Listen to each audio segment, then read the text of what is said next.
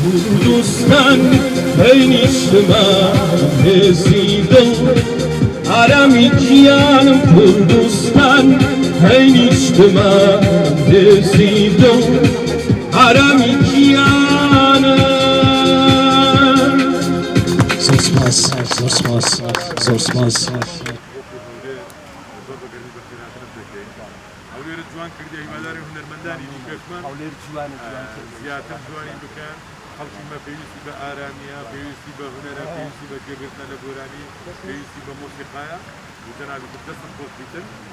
ڕەنگە هەندە جێگا تایبەتە دوکاندارێکە خەڵکەکە نەیوێ بازاڕی ئەوە بیتن بەڵام ئەو شوێنانە قایمخانە بۆ دیاری دەکاتن چ پێویستێک شتە بۆ مەلە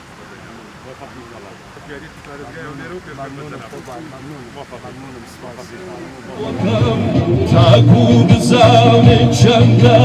بەسۆی زارەکەم بەسۆی زارەکەم